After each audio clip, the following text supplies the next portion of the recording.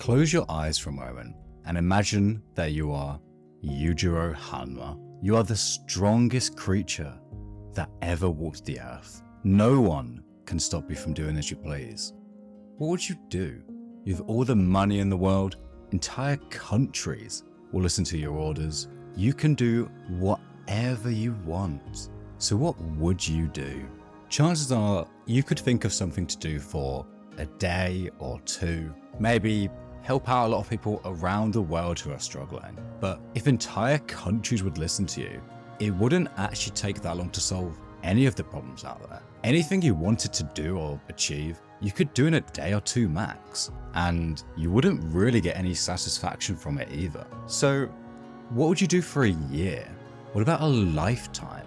What would you actually do? Because soon enough, you're going to get very, very bored. So for the most part, you'd probably just end up doing the things you enjoyed before. There'd be some cool stuff you try, but just think, if you had everything, not that much would actually change. Obviously, you won't ever find yourself in this situation. You won't ever have infinite strength and money. You won't ever be able to just do whatever you want. Certainly not to the point of beyond any human reason like Yujiro. But if you give me a few minutes of your time, I'll give you something in return which you'll find very beneficial. Yujiro says his strength so great it steals his dream away, because at the top there's nothing to aim for, nothing to achieve by taking a step. There's nothing he can actually do to improve his life in any way, or at least not by the metrics so many of us use, or at least are heavily influenced by, because he already has everything. So what does he do? Without understanding why, he takes a step anyway to find a path, something that will actually satisfy him. Because did you notice that Yujiro is the only character in the show who, besides during his final fight with Baki, never really genuinely smiles, whereas all these other side characters about any of the things he has are really just quite happy. Whether they're just training or chatting, they just genuinely seem quite happy, very at peace with themselves. And it's so obvious why. So obvious that it initially sounds so dumb that I almost just scrapped this video, because it just sounds like something that we all already know. And it is, but when I was really honest with myself, I realized I'm actually doing this in so many small things. They're just doing what they enjoy, their martial art. They're not chasing all these things we're told we should. Fame, money, even their physique in some cases. They don't care. They may end up acquiring this along the way, which can be great, but it's not their aim, because what I've realized is that these external milestones only do anything for you when you actually enjoy what you're doing. And for some things, this is quite obvious. So for instance, if you go down a career path you don't like, then the promotions aren't going to make you happy. And you will have seen plenty of managers which prove exactly that. Or if you make a YouTube channel creating garbage click-based content that you're not proud of, those subscriber milestones won't actually make you happy. Now, these are very obvious and you're likely already aware of them, but it's still so hard to resist that external pressure, isn't it? I'll come back to that though, because the smaller, less obvious things that you're not aware of honestly matter just as much. So in my experience, I started going to the gym a few years back as a very, very skinny guy, and I became obsessed with it. Absolutely obsessed. I watched loads of YouTube gym channels, and for some reason, I always had this idea of a 100-kilogram bench in my head. So I started benching 3 times a week and slowly increasing the weight. I started with the empty bar on day one. That was tough for me. I kept building it up until I hit 60 kilograms and 80 kilograms. And then when I finally hit that 100 kilos, which should have been like a huge monumental achievement because it took me like 2 years to get there, I felt good for maybe 30 seconds after. And then I got to tell all my friends, oh, hey, I hit 100 kilograms on bench. And I was just like, so what? 2 minutes after that, I was just like, oh, okay, well, I'm just going to carry on with my workout. And of course, along the way, I'd built like a very noticeable physique and some real discipline, but that milestone meant absolutely nothing to me. And eventually I ended up realizing that I, as in me personally, actually didn't care about how much I could bench. But because, everyone online cares so much about how much they can bench, and if I talk to someone new about going to the gym, I want to be sure that if they ask me how much I can bench, I need to have a good answer. And so because of that, I spent all this time just focusing on my bench press. Like, how ridiculous is that, right? But it took me a long, long time to admit to myself that I actually haven't really enjoyed the way I've been training for at least a year now. And then it took me even longer to admit to myself that I only really cared about getting bigger beyond where I was, so that when friends, co-workers, random people saw me, I would be like, whoa, he works out. And then even longer still to realize that that desire simply came from being just so awkward and nerdy as a child, and but with a lot of disrespect when I was growing up. And so I just never wanted to experience that again.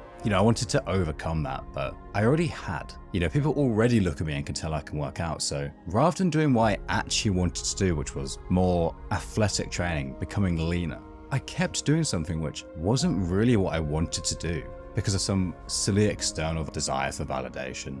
In fact, I wanted to do a sport for so long, volleyball or tennis or something, but I never did because it would have taken away from building my physique, and I was so fixated on that because in my mind, I needed to just keep getting bigger forever and ever, even though I'd long since hit a point where I was very happy internally with how I looked. Which, that's the important part.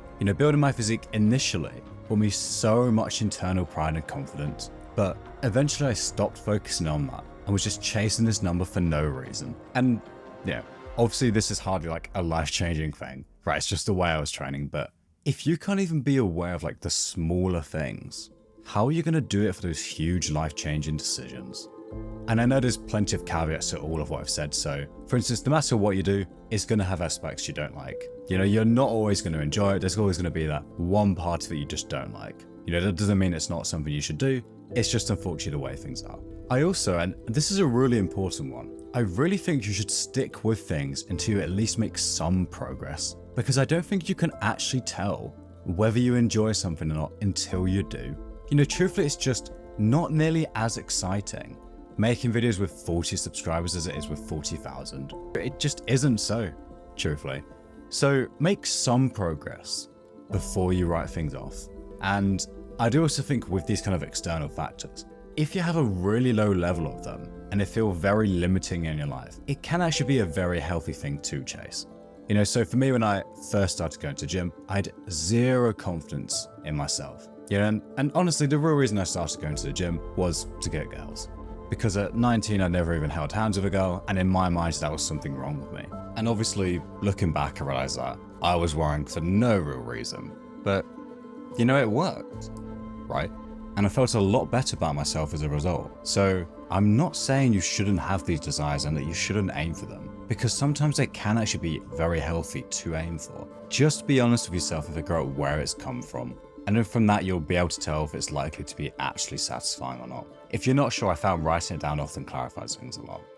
Wanting more money so you can pay your bills or save a bit more, or to afford better foods so you can improve your health, is obviously like a very smart reason. But wanting more so you can buy an expensive car so that people see you in it, they'll be like, whoa, and maybe you'll drive past someone you used to know and they'll be like, whoa, that's that guy I used to go to school with. Because honestly, I've had that thought before, and I've seen other people say the same, so I'm sure I'm not the only one. You've probably had that thought as well. And that's a really obvious one to spot. It's just a stupid idea, but some things are much tougher to recognize. And it's really important that you're honest with yourself about this, because you don't have to reach the top of the world like Yujiro to have this feeling of emptiness with nothing around you. You can achieve something incredible, get all this external validation. Everyone's telling you how great you are, what a brilliant job you've done, and it's just empty. It's just meaningless if it was all to impress other people. It really is. I've been there.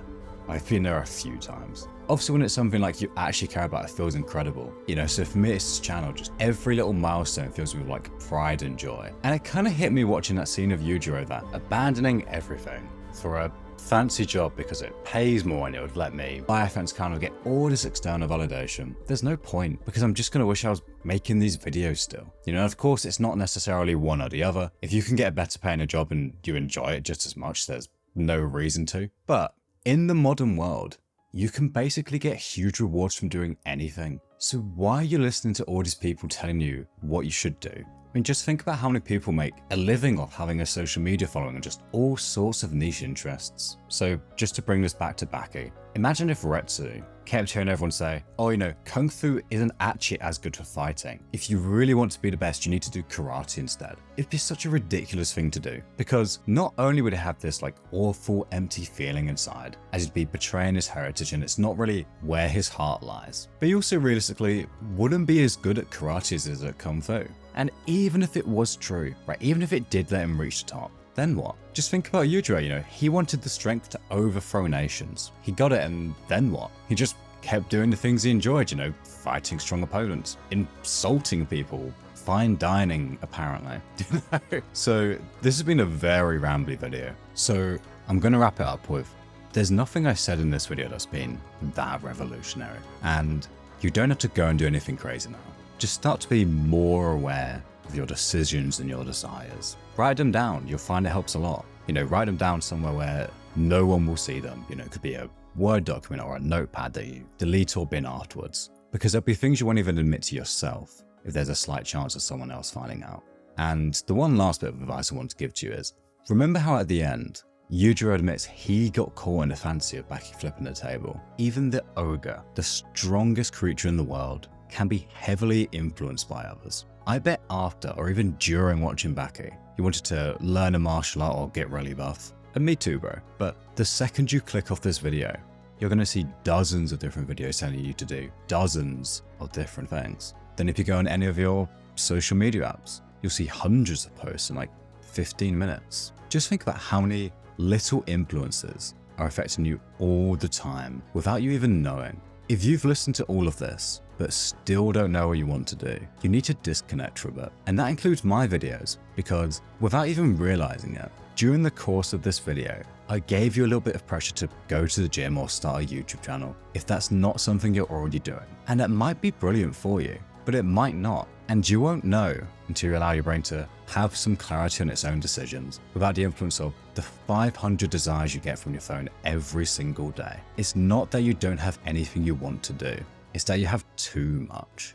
So I'm going to end the video here. A huge thank you to our new supporters, Mikhail Klakotsky, Joanne Gamina, I hope I pronounced that right, and Like and Free. Thank you so much for watching, bro. I'll see you again soon for that long-awaited Rock Lee video. Have a good one.